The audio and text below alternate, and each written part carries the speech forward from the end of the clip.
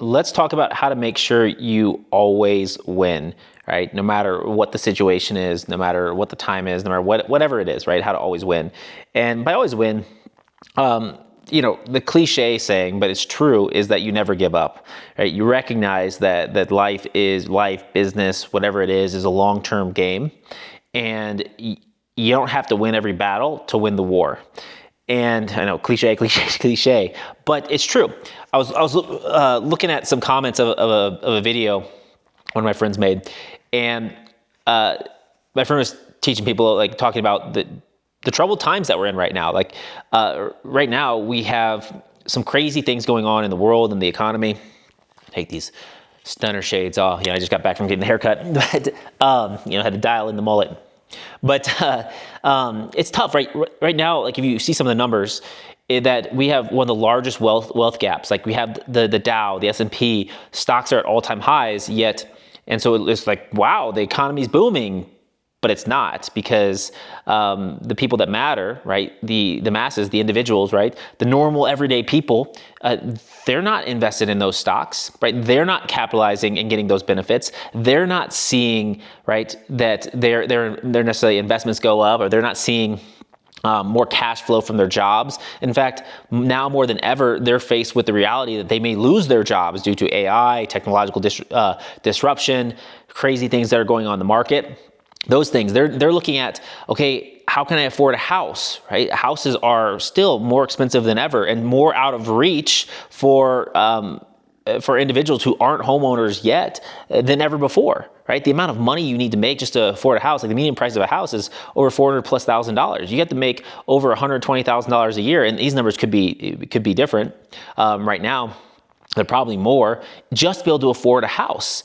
And on top of your house, and that's like down payment and getting a mortgage, with mortgage rates being at 6% plus for most people out there, right? That's expensive. And then on top of that, everything else in your life is expensive, right? So, the cost of fuel, insurance, food, all these important things that people need, that you need in order to operate, are getting more and more expensive, and people are feeling that pinch. And so it's tough. It's hard. These are tough times. And you're like, well, how can anyone win during these times? And here, I'll tell you how in a second. But I was reading the comments in this video, and my friend was sharing how people can make money, about garage selling, flipping stuff, and all of that. And it's true, you can make money doing that. And it's not sexy. It might sound like, like, oh my gosh, it's going to take forever.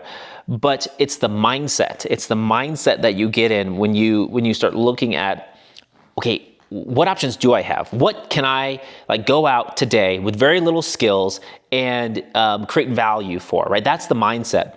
And that is a winning mindset. That's how you win. Because I was reading some of the comments. Some people were complaining. They're like, oh, well, no one has money. So even if you go and buy something, right, you have no one to sell it to, right? That might be a reality.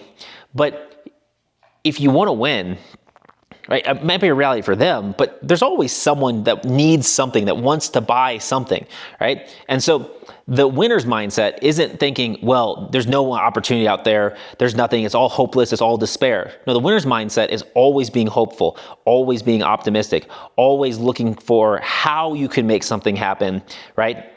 And being okay with things taking longer than you expect, being okay with the process, right? If you want to win in any endeavor in life, you have to resist, by whatever means necessary, the feelings or the pull of that hopelessness of, oh, it's too hard, it's too difficult, oh, I can't do it, right? Oh, that's not for me, right? You have to resist that at whatever cost, because as soon as you let that stuff in, you let those mindsets in, you let that grip of despair or hopelessness, or the feelings of, oh, I'm not good enough, couldn't possibly do that, right? You're limiting yourself. And I was just thinking about this, maybe it's not the best example, but it goes into more cliches. Let's do more cliches. But who you are today is built up with all the experiences that you've had in the past. It's built up with the food that you eat, right, consistently, right? And these are all small little decisions that you make every single day, right? Your body's physiology adapts to the environment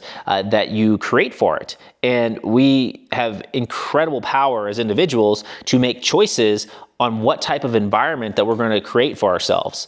And too many people, right, when they give into that hope and despair, or the feelings of inadequacy and whatnot, right, what you're doing is you're creating an environment, a toxic environment, or a suboptimal environment. And I was thinking about the quick, simple example is like, think about a swimming pool, okay? And the swimming pool is meant to be a place where you can enjoy yourself, right? You can have friends, you can have, fun experiences, barbecues, right? Parties, you can, cool off on a hot day, right? Watering holes, swimming pools, whatever they are, they're like one of the joys of life, right? A simple joy of life, right? And they're even more joyful when they're beautiful, when they have, when they're fresh, like fresh, clean, clear water, right? When you have nice landscaping or things around it, if it's a pool or if it's a river or something like that, right? And it has beautiful vegetation, and, we all have that memory, of like the perfect day. The water was just the right temperature and it was just absolutely beautiful. The sun was shining, you can hear the birds and everything, right? And so think about it like that. Your body, your mind, right? Your essence, like who you are, is kind of like that swimming pool. And if you fill it up with good, high quality, clean water, and you design the landscape right around it to look nice, to be nice, to flow and go together, well, what's going to happen, right? You're going to want to enjoy being in that situation. You're going to feel energetic. You're going to feel relief from the hot sun. You're going to feel relaxed. You're going to feel excited to experience that, to have that in your life. But on the flip side, right, when you have these feelings of hope and despair and inadequacy and I'm not good enough, and you lean into that, and there's no possible way I can do X, Y, and Z, whatever it is, whether if it's business, if it's health, if it's relationships, right? It's like you're filling that pool up with sewage water, okay? And it doesn't take a lot for you to add that in there to make the water less inviting, right? Instead of looking clear and crisp and clean and fresh, it just looks a little murky, right? A little, swampy, right? And the more you add to it, the more and more it looks more swampy, and the less and less inviting it is. And especially with that water, right? If you fill it up with dirty sewage water or just dirty water in general, what happens to the area around it, right? It seeps into the area around it, right? If it's a body of water in nature that gets polluted, right? The things around it start to die. The animals stop going there. The plants around it stop going there. And even like if it's your pool or your pond or whatever, you don't even want to go there, right? Imagine it, like you have a pool in your backyard and you haven't cleaned it. There's a bunch of leaves and crap in there. You haven't done that. You haven't done any sort of pool cleaning. You haven't put the right chemicals or whatnot in the pool, and you haven't even organized your furniture around the pool. You have weeds growing up. It's like no one wants to go there and hang out there, right? And that creates a situation, because it's like, the difference between, obviously, these things is you can choose to go to another pool or whatnot, but in life, you can't get away from yourself. You can't get away from your mindsets and your attitudes. And if you've been cultivating this over time, and by the way, the other thing I forgot to say is like, it takes time to fill up a pool, right? Excuse me. It takes time, right? To get the hose out and fill it up, right? Take hours or days, depending on how big the pool is, right? So these little bits and pieces over time, they matter. And so if you've been doing that to yourself, right? If you've been leaning into, oh, well, I have no chance. Oh, it won't work out. Oh, there's no way I can make more money. Oh, there's no opportunities out there. They're already taken by every single other person. If you lean into that, that starts to become part of who you are today. Right? That starts to become who, and when you become that, you become toxic to yourself, right? Because that stuff builds up in your system, and you become toxic to others. So just like the pool, no one wants to go hang around a swampy pool, right? People aren't going to want to hang around you. And if they do, right, because maybe you polish it up a little bit on the surface, but below the surface that, it's still toxic, right? People will hang out with you and they'll feel sick, right? By that in real life, they'll just feel their energies drained versus being excited, rejuvenated, and refreshed.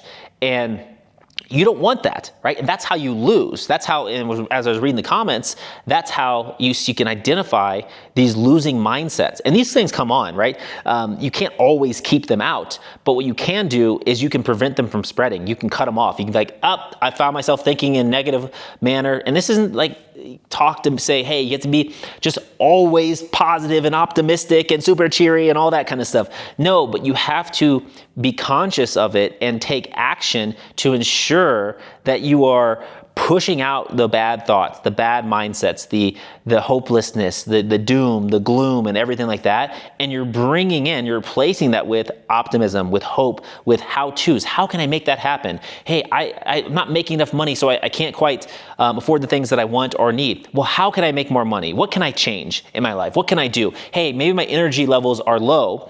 Right? What have I been doing to maybe contribute to that? Am I getting enough sleep? How can I get better sleep? Am I working out? Am I eating healthy? How can I start fueling my body with positive, healthy nutrients, with clear, fresh water, right? With those clear, fresh things. And how can I keep doing that? And what happens, right? And I've been there too, right? Where, I'm out of shape, or I'm not where I wanted to be. And what happens is my mindset isn't where I want it to be, where I feel more hopeless, and those feelings are stronger and they're harder to resist.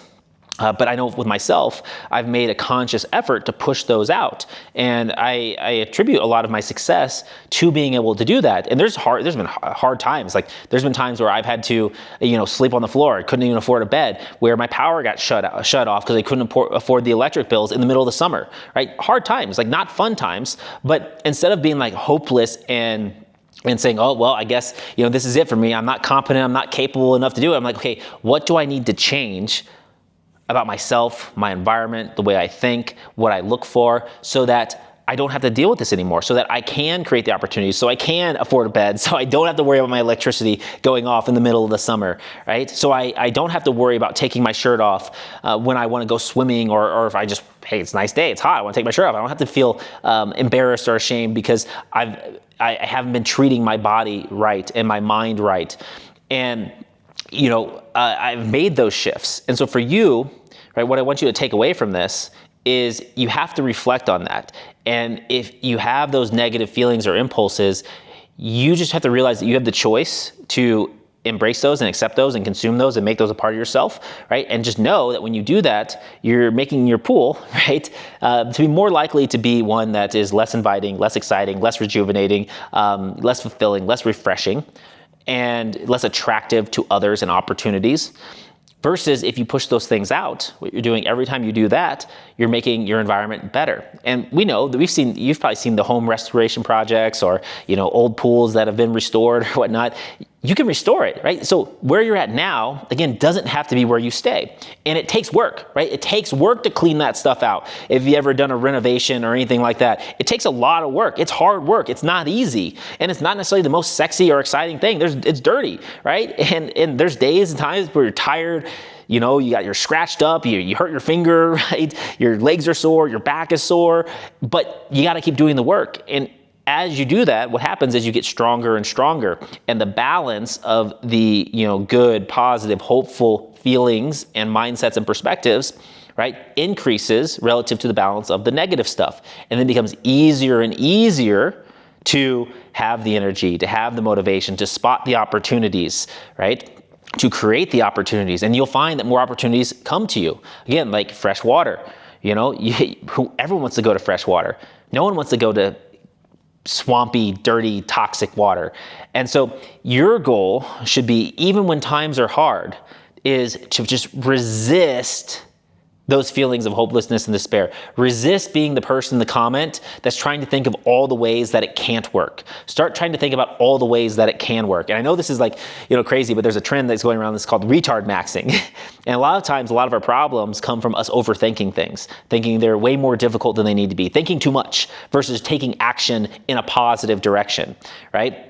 I know for myself, right, I have a tendency to overthink things. And so I wrote a book called Send It, right? Send it over, master it. And so part of that philosophy is just do, right? Find the positive direction. And you're not going to be perfect with it, but by moving yourself forward, again, a final cliche here is that an object in motion stays in motion, and an object at rest stays at rest. And so put yourself in motion towards the things that you want versus putting yourself in motion away from the things that you want, okay? So if you want more money, put yourself in motion doing things, and it doesn't have to be the end all to make more money. And the final thing is, I say this all the time with my AI stuff, because I recommend when you're using those tools and resources, that you get the high tier model, and those are expensive, right? That's like $200 a month, $200 a month. But the amount of work you can do with that model, it more than makes up for it when you have something to apply it to. And I say, well, if you can't afford it, your first task with AI, right? And by the way, I do have a link to my program, The Arsenal, where it teaches you these things, and my new book. You can go grab that. I'm pushing for a #1 best-selling author on that, just released. So grab those in the comments below. But your first task should be like, okay, how can I make the money to afford this, right? It's thinking how to, right? Versus, oh, it's too expensive, I can't afford it, right? No, what can I change and what can I do to do that? And I say the simplest thing for just about anyone, anywhere in the world, is find a problem and solve it. And here, at least in the West, right, is go cut some grass on the weekends. Almost everyone needs their grass cut. People will pay to get the grass cut. When I was a kid, when I needed money to afford a new bike, to afford whatever I wanted, right? Some new soccer shoes, you know what I did? I cut grass. I washed windows.